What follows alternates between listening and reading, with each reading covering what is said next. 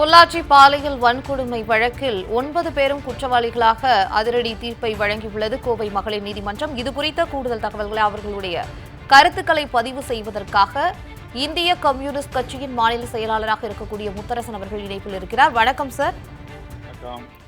Sir, 2019ஆம் ஆண்டுல தமிழகத்தையே உலுக்கின ஒரு மிகப்பெரிய பரபரப்பை ஏற்படுத்திய பாலியல் வன்கொடுமை வழக்கு, அதற்கான ஒரு தீர்ப்பு இன்று எல்லா விசாரணையும் முடிஞ்சு இன்னைக்கு 9 பேருமே குற்றவாளின்னு சொல்லியிருக்காங்க.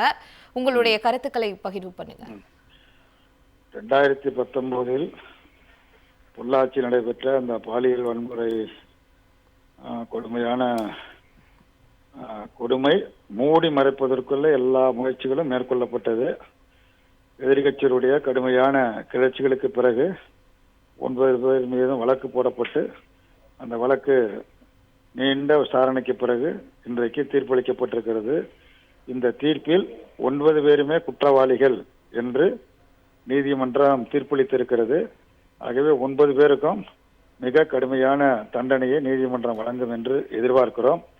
ஒரு நீண்ட நாட்களாக அனைவராலும் எதிர்பார்க்கப்பட்ட பிரச்சனை இது எப்படி ஆகும் என்பது போன்ற ஒரு எதிர்பார்த்திருந்த நிலையில் இன்றைக்கு இந்த தீர்ப்பு வந்திருப்பது வரவேற்கத்தக்கது.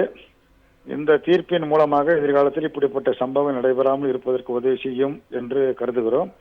ஆகவே 9 பேரும் குற்றவாளி என்று அறிவித்த நீதிமன்றம் உரிய மிக கடுமையான தண்டனையை வழங்கும் என்றும் எதிர்பார்க்கிறோம். இந்த தீர்ப்பை இந்திய கம்யூனிஸ்ட் கட்சி தமிழ்நாடு மாநில செயற்குழு வரவேற்கிறது. பொள்ளாச்சி பாலியல் வன்கொடுமை வழக்கில் 9 பேரும் குற்றவாளிகள் என தீர்ப்பு வழங்கியதை வரவேற்கிறோம் என்று இந்திய கம்யூனிஸ்ட் கட்சியை சேர்ந்த முத்தரசன் அவர்கள் அவருடைய கருத்துக்களை பகிர்ந்தார். இணைப்பில் வந்து கருத்துக்களை பகிர்ந்தமைக்கு நன்றி சார்.